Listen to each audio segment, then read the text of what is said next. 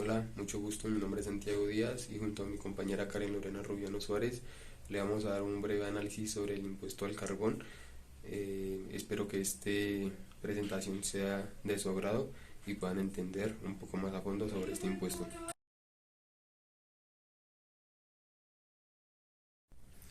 Para tener una referencia sobre la magnitud y la cobertura de este impuesto, es importante mencionar que las emisiones debidas a la atmósfera eh, de estas industrias representan aproximadamente el 27% de las emisiones totales de todo el país. Es decir, cerca de 51 millones de toneladas de CO2 equivalentes. El impuesto en el 2017 tenía un valor de 15.000 pesos por tonelada de CO2 generada. Desde entonces ha venido subiendo para llegar al 2024 a un precio que oscila entre los 25.700.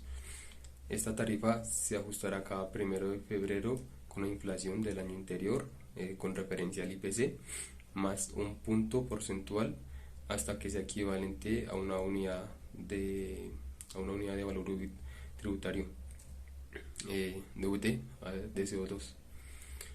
Esto indica que cada uno de los combustibles grabados tendrán una tarifa propia por metro cúbico. El impuesto nacional al carbono se paga desde el 1 de enero de 2017.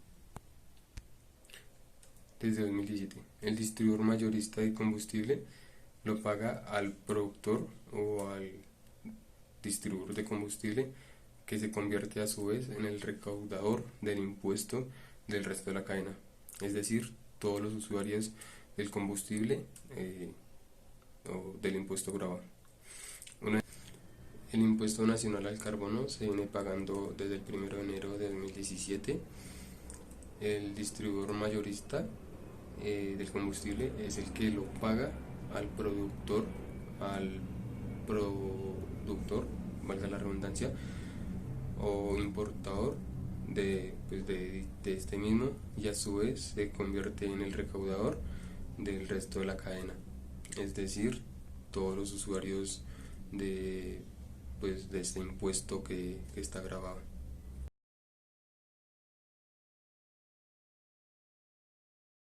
En el 2018, el artículo 26 de 1930 nos dice que el recaudo de este impuesto será por el Fondo Colombia en Paz y se destinará de las siguientes formas.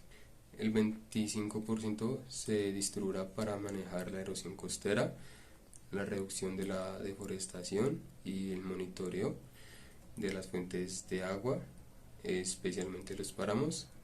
El 5% se destinará para fortalecer el Sistema Nacional de Áreas Protegidas y otras especies de conservación, y el manejo efectivo y el manejo de las gobernanzas de las diferentes áreas. El 70% se destinará a la implementación del acuerdo final para la terminación del conflicto armado y la construcción de la paz, que sea equitativa, duradera, con criterios de sostenibilidad. Asimismo, el artículo 10 de la ley de 1955 de 2019 estableció que el 15% de los recursos del carbono deberán ser destinados para la conservación de los bosques amazónicos. Algunos departamentos como el Caquetá, Guaviare, Guainía, Bichada, Putumayo y unos municipios como Alto Baudó y Bajo Baudó, entre otros, su tarifa para el ACPM, la gasolina, el jet fuel es de 0 pesos.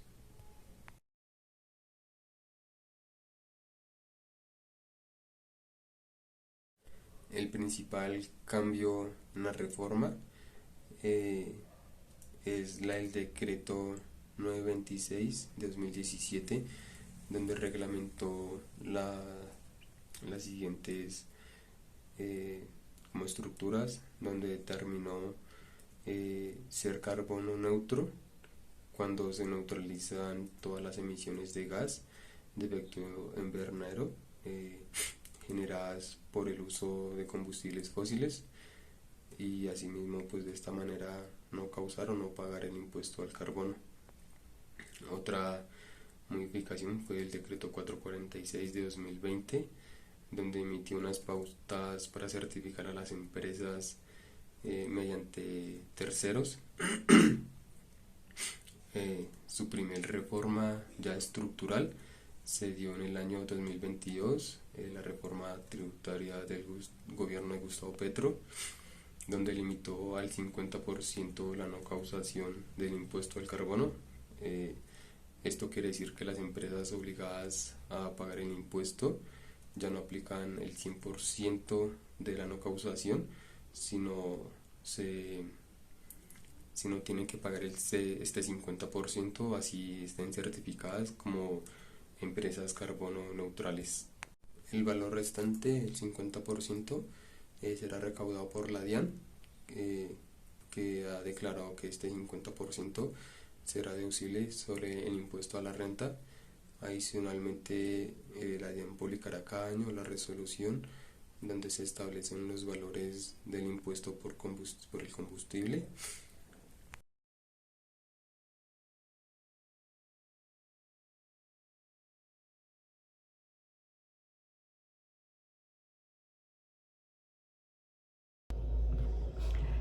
En esta parte del video empezaremos identificando cómo los principios constitucionales del derecho tributario interactúan con el impuesto nacional al carbono. El sistema tributario se funda en los principios de equidad, eficiencia y progresividad, establecidos en el artículo 363 de la Constitución Política de 1991. También se establece que las leyes tributarias no se aplicarán en retroactividad. Haremos una breve descripción de cada uno. Para el principio de equidad tributaria, lo encontramos en la sentencia C-322 del 2022 de la Corte Constitucional, en el cual se pondera la distribución de las cargas y los beneficios tributarios entre los contribuyentes, de forma proporcional a su capacidad económica. Identificamos este principio en el impuesto nacional de carbono de dos maneras. La primera, en cuanto a la equidad horizontal, en que los agentes económicos que generan la misma contaminación pagan lo mismo, teniendo en cuenta que el impuesto aplica para los combustibles fósiles, gasolina, ACPM y demás. En la misma medida según su nivel de emisiones, y pues queremos decir que así quienes generan la misma contaminación pagan lo mismo y sin privilegios. En cuanto a la equidad vertical, lo encontramos en la parte en que hace referencia a quienes dependen de combustibles fósiles y consumen más, asumen una mayor carga tributaria. Mencionaremos una frase que es que el que contamina paga. Y el ejemplo sería que grabo más a quienes más contaminan, las empresas que dependen pues de combustibles fósiles, que dependen más, pues claramente asumirían una mayor carga tributaria, lo que busca pues lo que mencionamos anteriormente, que el que contamina paga más. Esto se alinea con el principio de justicia ambiental. En cuanto al principio de eficiencia tributaria, su alcance lo encontramos en la sentencia C-637 del 2000 de la Corte Constitucional y busca asegurar que la gestión tributaria reporte a la administración y a los administrados el mayor resultado al menor costo. La Corte ha sostenido que la eficiencia debe analizarse en función al cumplimiento del deber general de contribuir al financiamiento de los gastos e inversiones del Estado.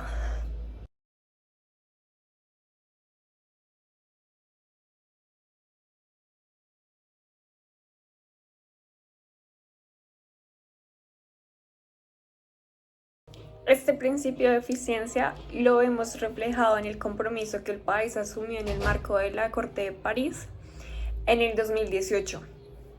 El artículo 26 de la Ley 1930 confirma que los recursos de este impuesto se distribuyen por el Fondo Colombian Paz dentro del Ministerio de Hacienda y este distribuye los ingresos generados por este impuesto para manejar erosión costera, reducción de la deforestación, su respectivo monitoreo, conservación de fuentes de agua, conservación de ecosistemas estratégicos, especialmente los páramos, también acciones de cambio climático y su respectivo monitoreo, reporte y verificación, y así el pago también de los servicios ambientales.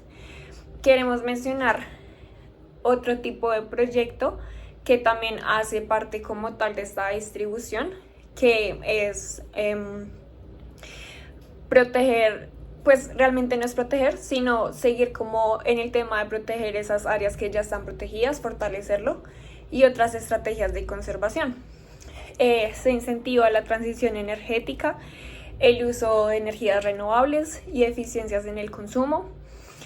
No se trata únicamente de, en este principio de eficiencia, de obtener los recursos y la manera eficiente de hacerlo, sino de corregir una externalidad negativa.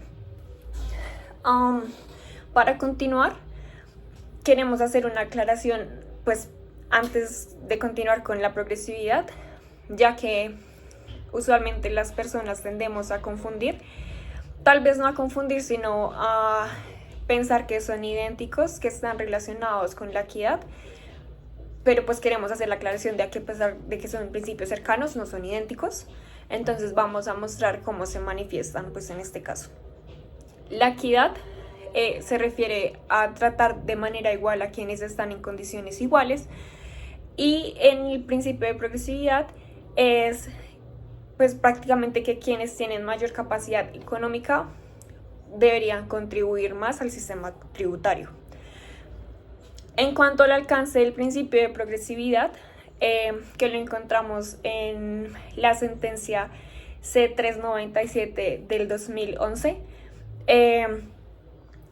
pues vamos a distribuirlo o tal vez a categorizarlo de varias maneras. La primera es la progresividad indirecta por el nivel de consumo, que quiere decir que el impuesto grava combustibles fósiles según la cantidad de emisiones que producen. Implica pues que quien consume más, pues quien contamina más paga más. Era el ejemplo que anteriormente dábamos. Cuando las empresas pues consumen más, si hay una empresa de transporte o tal vez industrias cementeras, estas empresas van a asumir una carga mayor que un pues hogar promedio. Sin embargo, hablando de hogares, tenemos la otra clasificación, que es una regresividad en hogares de bajos ingresos, que es como el impuesto, pues al fin y al cabo el impuesto se traslada, el precio se traslada a los combustibles, en bienes y servicios de consumo generalizado, gasolina, transporte público, alimentos y demás. Entonces, pues esto afecta a los ciudadanos, a todos nosotros, pero pues a los hogares de bajo ingreso, ya que ellos destinan un mayor porcentaje de su presupuesto al transporte y consumo básico. Entonces, si nos damos cuenta, aquí surge un problema de regresividad, ya que la carga pues no distingue entre personas ricas y pobres. Sin embargo, consideramos que para equilibrar esta regresividad, pues la norma prevé que este recaudo del impuesto se destine a programas ambientales y sociales, que son pues al fin y al cabo interés de los ciudadanos y la sociedad. Queremos mencionar también que en los principios anteriormente mencionados hay una parte que habla sobre la retroactividad. Sin embargo, queremos hacer la aclaración que el Impuesto Nacional de Carbono aplica la irretroactividad, es decir, que no tiene efectos hacia el pasado, se aplica a partir de su expedición. El impuesto se creó con la Ley 1816 del 2016, con la Ley 1819 del 2016, y se paga desde el 1 de enero del 2017. Listo. Ahora vamos a hablar sobre los elementos del Impuesto Nacional al Carbono. Empezaremos con el sujeto activo, vamos a hacer una breve definición. El sujeto activo es quien tiene la potestad de recaudar y administrar el impuesto. En este caso sería el Gobierno Nacional de Colombia a través de la DIAN, Dirección de Impuestos y Aduanas Nacionales, y ella es quien se encarga de la administración, control y recaudo del impuesto. Tenemos el sujeto pasivo, que el sujeto pasivo son los responsables de pagar el impuesto. La ley señala como responsables a los productores e importadores de los combustibles fósiles, gasolina, ACPM, gas natural y los demás. Sin embargo, queremos también decir de que a pesar de que el consumidor final no paga directamente el impuesto, como lo mencionamos anteriormente, este valor se traslada, este costo, pues sí, el impuesto se traslada en el precio del combustible. Entonces, en la práctica, realmente todos los ciudadanos terminamos asumiendo el impuesto al momento de comprar pues combustibles, y pues sería de manera indirecta. El hecho generador es el acto o situación que origina la obligación tributaria. En el impuesto nacional al carbono sería la venta, el retiro para consumo propio o la importación de combustibles fósiles. Hay otra que es también, pues cada vez que se introduce el combustible al país, se causa también el impuesto. En cuanto a tarifa y la base gravable, queremos, bueno, primero están en la resolución 8 del 31 de enero del 2025. Vamos a verlos en una imagen, pero antes pues queremos darles una definición. Siendo tarifa el valor monetario que se aplica sobre la base gravable, en este caso la tarifa por tonelada de carbono para el 2025 corresponde a 27.399 pesos con 14 centavos. En cuanto a la base gravable, es la magnitud económica o física sobre la cual se aplica esa tarifa en el impuesto. En este caso, la base gravable corresponde a la cantidad de dióxido de carbono que se emite por la combustión de cada combustible fósil gravado. Les vamos a dejar una tabla en la finalización de este video donde ustedes van a ver la tarifa y la base gravable para el año 2025. Siguiendo los pasos de la base gravable, como mencionábamos, es la cantidad de dióxido de carbono que se emite por la combustión de cada combustible fósil gravado. Se determina identificando el combustible, si es gasolina, ACPM, gas natural, carbón, gas licuado de petróleo y los demás. También se determina la unidad comercializada, si son galones, toneladas o metros cúbicos. La aplicación también de emisión, se hace la conversión de toneladas y se multiplica por la tarifa vigente. Para finalizar, veremos más adelante también cómo interactúan estos elementos. Y ya, eso sería todo. Muchísimas gracias.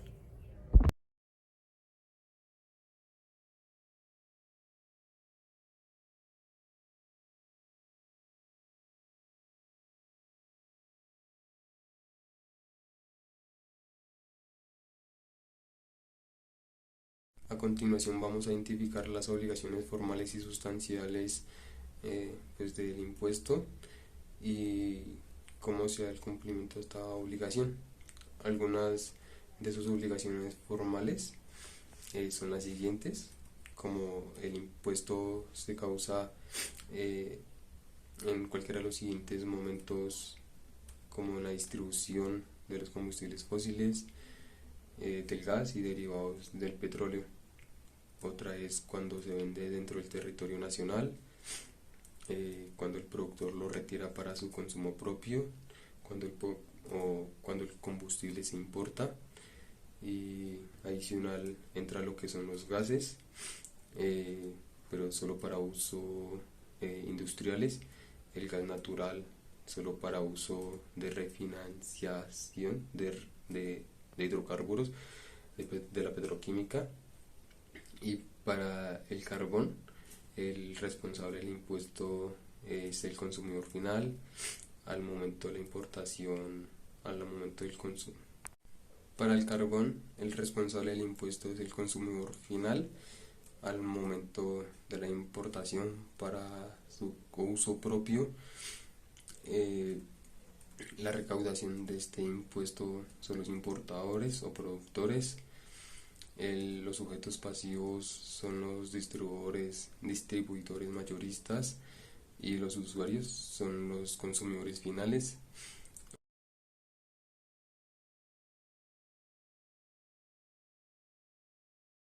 La obligación sustancial será mediante el pago a la DIAN. Este recaudo será paulatinamente. En el 2025 se aplicará el 25%, en el 2026 el 50%, en el 2027 el 75% y en el 2028 se aplicará la tarifa del 100%. Actualmente su tarifa para el 2025, su tarifa es de aproximadamente 18.235 pesos por tonelada.